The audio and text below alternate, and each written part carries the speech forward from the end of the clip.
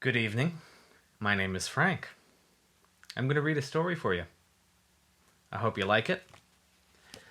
When I was a young boy, my mother read me this book, Christina, Katerina, and the Box. I liked many things about it as a child. Namely, it inspired me to be creative and wanted me to make all kinds of fun things out of cardboard boxes. But as an adult, I look back and I realize that I think it was very great for me to see a story with a girl main character where she was doing something that anybody would do, regardless of if they were a boy or girl or anything at all. I think that's a really great thing because we can all have fun doing a lot of the same kinds of things. Christina, Katerina, and the Box by Patricia Lee Gauch, illustrated by Doris Byrne.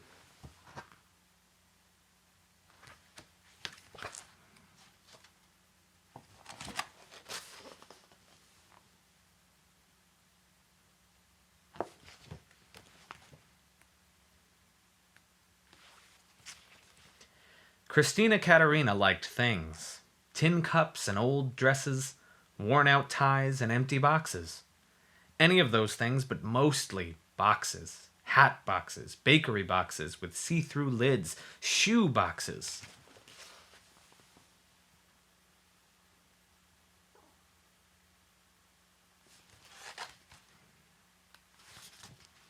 Best of all, she liked big boxes.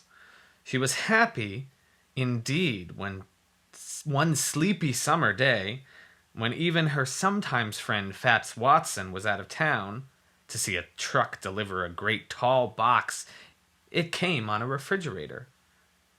"Oh, how grand and new," Christina's mother said, looking at the refrigerator. "It is, oh, it really is," said Christina, looking at the box.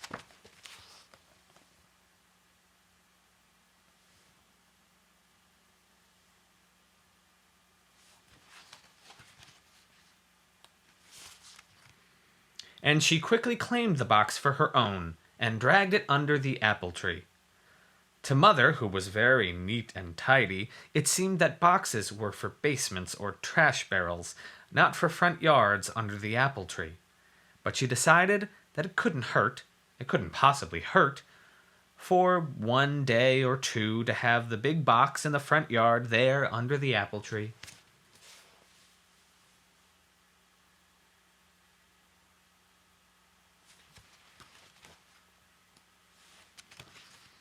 That afternoon, Christina's father cut a window and door in the box, and Christina painted on turrets, a drawbridge, and bolts for the door, and the box became a castle.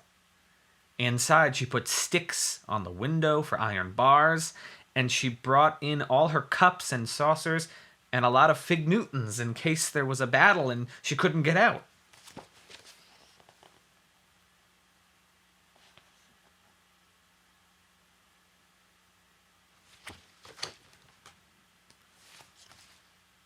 For 2 days, she and her bears lived and played in her castle peacefully.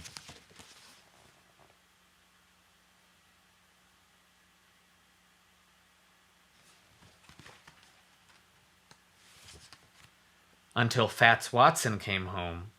He sneaked into her castle while she was out to lunch and ate all her fig Newtons. And she locked him in until he hollered, "I'm sorry," 15 times. Can you holler, "I'm sorry," 15 times? You only have 2 seconds to do it. I'll wait. Maybe that's a little short. When she finally let him out, Fats gave Christina's castle a kick, and over it went, smack on its side.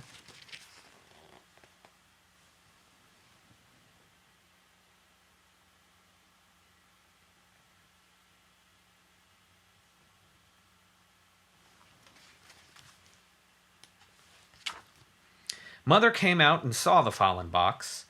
"I see that's the end of the castle, Christina," she said with a smile and started to haul it away.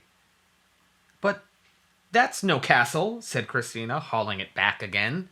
"That's my clubhouse."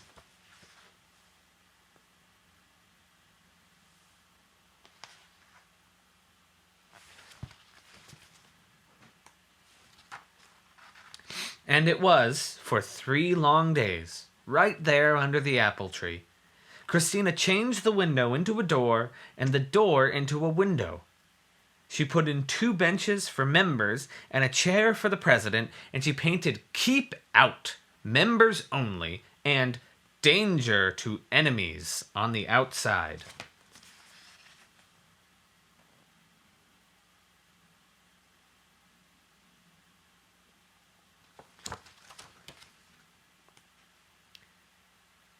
And she let Fats join. Then they met in the clubhouse, which was very dark, and when the door was closed and very secret, and they spit on a nickel and swore to be friends forever. And they were. Don't go spitting on nickels.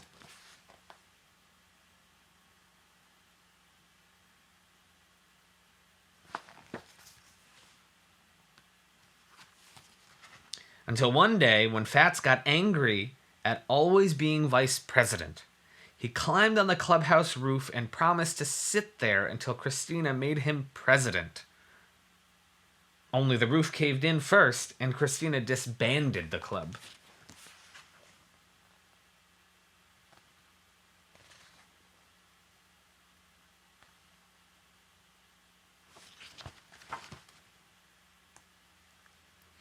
When Mother saw the sat-in box, she brushed her hands together.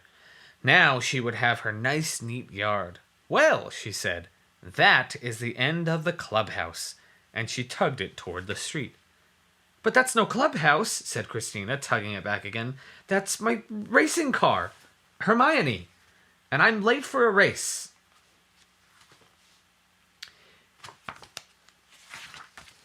I almost forgot that picture for you guys.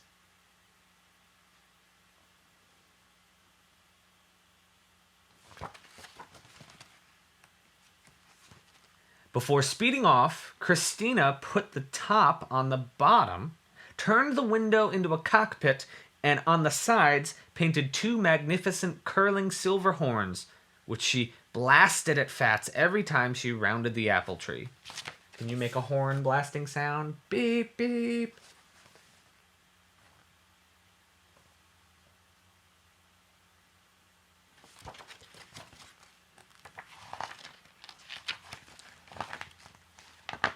For 2 days, she raced around the yard and won every time.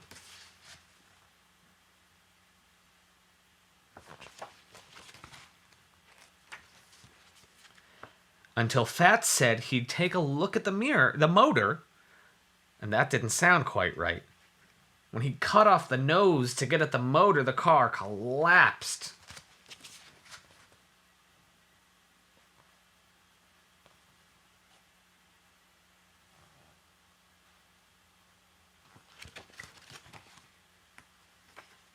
Christina's mother was relieved.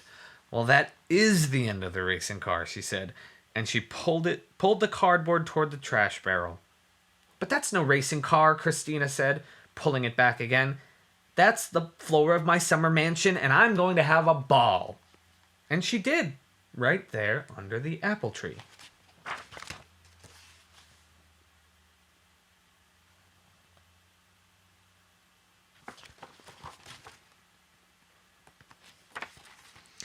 She patted the box out flat and drew furniture on each flap.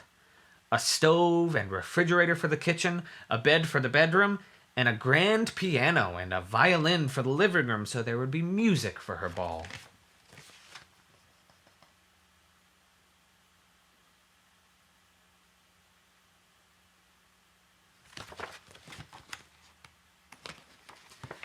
Then she and her bears and Fats dressed up in gowns and high heels, bow ties and top hats, and they invited kings and queens and some presidents and one vice president to come. And everybody came, and they danced and danced until their feet hurt, and they had to take off their shoes. Even without shoes, Christina had a wonderful time.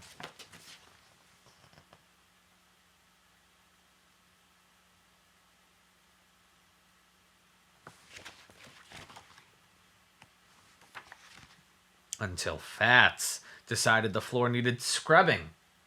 He sprayed it down with the garden hose and mopped it until the floor puckered and grew lumpy and finally fell apart.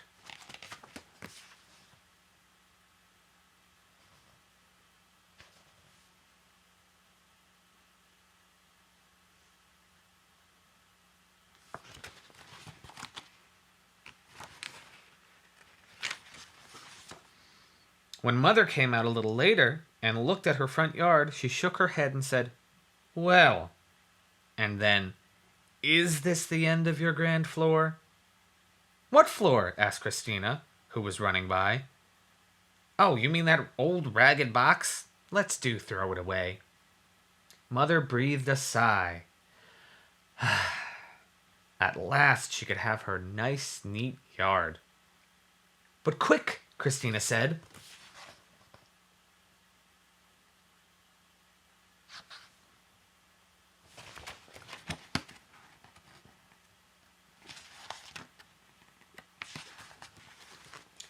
Fats's mother got a washer and dryer today, and he's bringing 2 ships down now.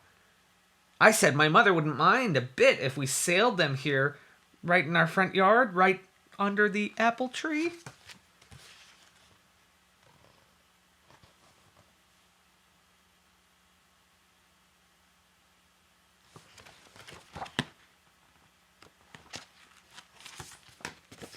The end.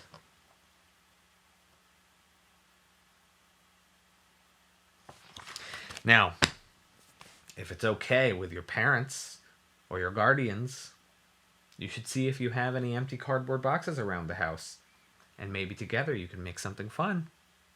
Use your imagination. Thanks very much for listening to the story and looking at the cool pictures.